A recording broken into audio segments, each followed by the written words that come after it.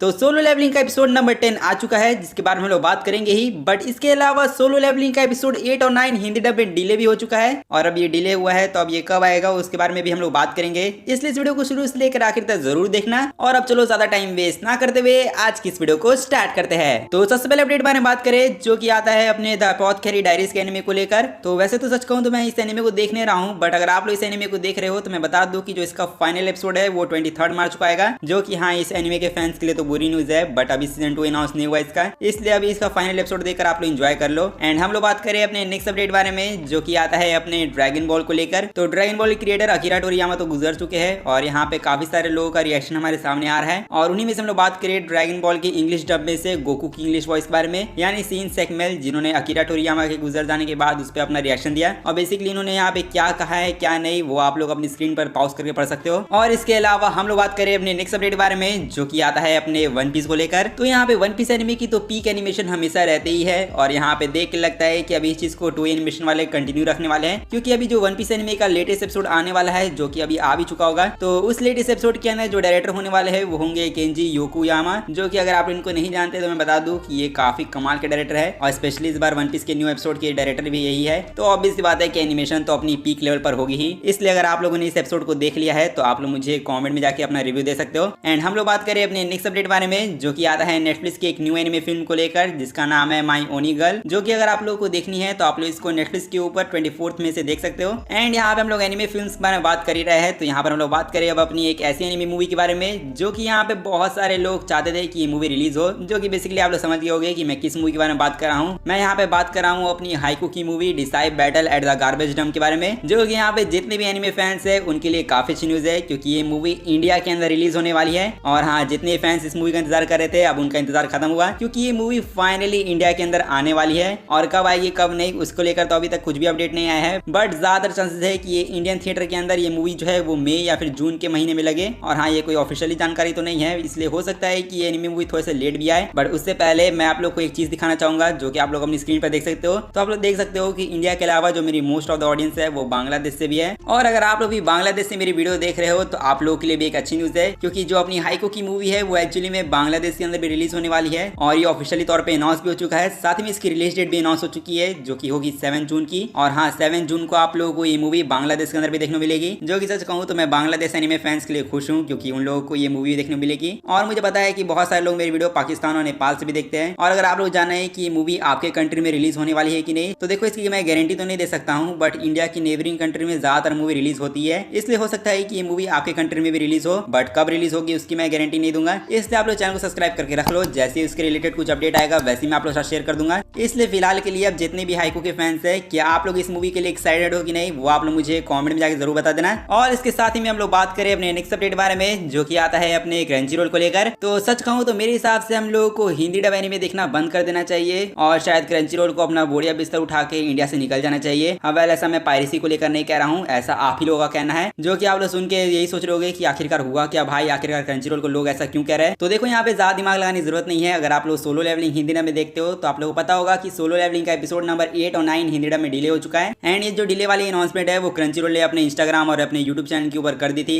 जिसके बाद क्रंचीरोल को लिटरली बहुत ज्यादा हेट मिल रहा है। और सबसे पहले तो यहाँ पे जितने भी हिंदी डब एनिमे फैंस हैं, मैं आप लोगों से आपकी एज पूछना चाहता हूँ कि आपकी एज कितनी है। मतलब अगर आपकी एज कम है तो मैं समझ सकता हूँ कि आप लोग इमेच्योर हो, तो आपको कुछ समझ में ज्यादा आएगा नहीं। बट यहाँ पे अगर आपकी एज अच्छी खासी है, अगर आप लोग 17-18 साल के हो या फिर 20 साल के हो, तो यहाँ पे आप लोग मुझे ये बताओ कि क्रंचीरोल को अब्यूज करने का क्या फायदा। मतलब जब से ये डिले हुआ है तब से आप लोग क्रंचीरोल को सिर्फ अब्यूज ही किए जा रहे हो। कोई कह रहा है कि क्रंचीरोल के कितने बाप हैं, कोई कह रहा है क्रंचीरोल को अपने ऐप को बंद करके निकल जाना चाहिए, कोई कहता है कि क्रंचीरोल से डब भी नहीं होता है। तो यहाँ पे मैं आप लोग ज्यादा टाइम नहीं लूंगा, मैं बस आप लोग से पूछना चाहता हूँ कि कोई ऐसे प्लेटफॉर्म का नाम बताओ जो क्रंचीरोल की तरह कंसिस्टेंटली एनिमे डब करता है, वो भी इतने कम प्राइस में और बिना सेंसरशिप के साथ। और मैं जानता हूँ इस क्वेश्चन का कोई जवाब नहीं दे सकता है, क्योंकि इसका जवाब कोई है भी नहीं। यहाँ पे क्रंचीरोल एक ऐसा प्लेटफॉर्म है जो कि एनिमे लाता है हिंदी डब में, और वो भी इतने कम प्राइस के साथ, और वो भी इतनी अच्छी डबिंग और साथ ही में विदाउट सेंसरशिप के साथ। तो यहाँ पे क्रंचीरोल की तारीफ करने की जगह हम लोग क्रंचीरोल को इतना ज्यादा अब्यूज क्यों कर रहे हैं। मतलब मानता हूँ कि आप लोगों को बुरा लगा है, आप लोग सोलो लेवलिंग के एपिसोड का इंतजार कर रहे थे। तो यहाँ पे ऐसा तो क्रंचीरोल ने नहीं कहा कि वो लोग सोलो लेवलिंग को डब नहीं करेंगे। यहाँ पे तो वो लोग बस ये कह रहे हैं कि हाँ सोलो लेवलिंग का एपिसोड अभी फिलहाल के लिए डिले हो रहा है, और यहाँ पे वो लोग चाहते हैं कि फैंस जो है वो पेशेंस रखे, क्योंकि वो लोग पूरी कोशिश कर रहे हैं इसको एपिसोड को लाने की। तो यहाँ पे क्रंचीरोल की अगर आप लोग ये बात नहीं समझ पाए तो मैं समझ जाऊंगा कि आप लोग इमेच्योर हो। अब हालांकि आप लोग कहोगे कि भाई हमें फर्क नहीं पड़ता है हम लोगों को सोलो लेवलिंग का एपिसोड हिंदी डब में हर हफ्ते चाहिए। तो देखो अगर क्रंचीरोल ऐसा करते भी है तो फिर डबिंग क्वालिटी खराब हो जाएगी, और डबिंग क्वालिटी खराब होगी तो फिर आप लोग मेरे पास आके शिकायत करोगे और कहोगे कि भाई इसकी वॉइस चेंज कर दी, उसकी वॉइस चेंज कर दी, सोलो लेवलिंग की डबिंग खराब होती जा रही है। और ऐसा इंसिडेंट आप लोग को याद नहीं तो मैं बता दूं कि जीजे के साथ भी ऐसा इंसिडेंट हुआ था। मतलब जुजुत्सु काइसेन सीजन 1 की जो डबिंग थी वो अच्छे तरीके से स्टार्ट की थी क्रंचीरोल ने, बट जब सीजन 2 आया तो सीजन 2 की जैसी एनिमेशन थी उसी तरीके से डबिंग भी खराब होती गई, और लास्ट में डबिंग इतनी खराब होती गई कि जो जुजुत्सु काइसेन सीजन 2 की हाइप है वो बहुत ज्यादा कम हो गई थी।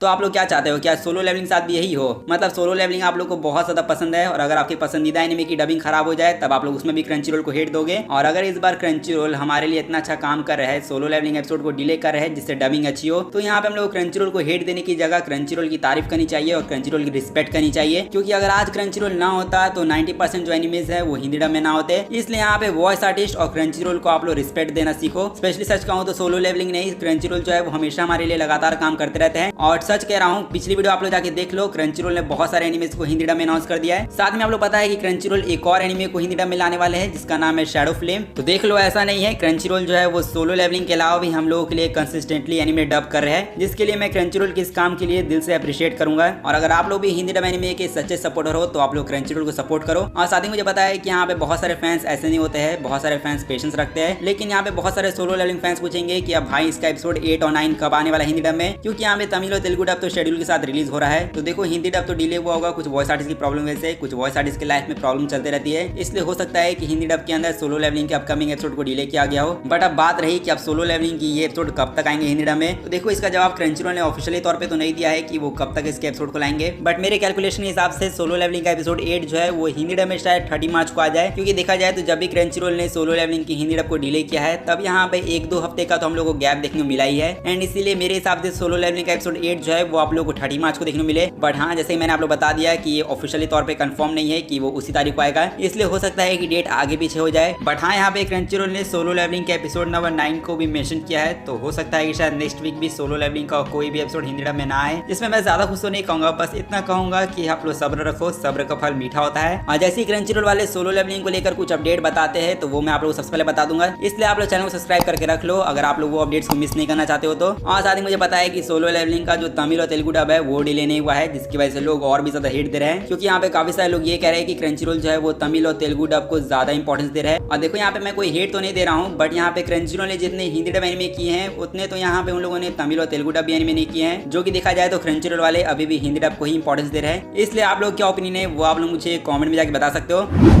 एंड इसके अलावा हम लोग बात करिए अब इस वीडियो के लास्ट टॉपिक के बारे में, जो कि आता है अपने सोलो लेवलिंग के एपिसोड नंबर 10 को लेकर। तो यहाँ पे होप करता हूँ कि आप लोगों ने इसका एपिसोड 10 देख लिया होगा, और अगर नहीं देखा है तो जाके जरूर देखना, क्योंकि इसका एपिसोड 10 अब क्रंचीरोल पर स्ट्रीम हो रहा है। अब हालांकि अगर आप लोगों ने इसके एपिसोड 10 को देखा है तो अच्छी बात है, आप लोग इस वीडियो को कंटिन्यू कर सकते हो। और अगर आप लोगों ने नहीं देखा है तो मैं कहूँगा कि आप लोग इस वीडियो को बंद करके चले जाओ, क्योंकि अब हम लोग एपिसोड 10 के बारे में बात करेंगे। और सच कहूँ तो जो एपिसोड 10 को लेकर जो मैंने आप लोग लीक्स बताई थी वो एक्चुअली में सच हो चुकी है, जो कि देखकर अच्छा लगा कि लीक्स सच हो गई। बट बात करें कि एपिसोड 10 एक्चुअली में कैसा था, तो मैं बोलूंगा कि अच्छा था, मजेदार था। मतलब कहने का मतलब ये है कि एपिसोड 10 के अंदर काफी सारे अच्छे मोमेंट्स थे। और जैसे कि मैंने आप लोग बताया था कि इस एपिसोड 10 के अंदर हम लोगों को एनिमे ओरिजिनल फाइट देखने को मिलेंगे, तो वो चीज हम लोग को देखने को मिली है इसके अंदर। और स्पेशली हमारे जो संग जिन वू का डंजन वाला फाइट वाला सीन था, या फिर यूं कहूं अपने संग स्कैम वू के बारे में। हाँ, मतलब यही नाम आजकल अपने संग जिन वू का फैल रहा है इंटरनेट पर, जो कि हाँ ये नाम क्यों मिला है संग जिन वू को वो तो एपिसोड देखने के बाद आपको पता चल ही जाएगा। बट यहाँ पे संग जिन वू का जो फाइट वाला सीन था डंजन के अंदर वाला, वो एक्चुअली में बहुत अच्छा था।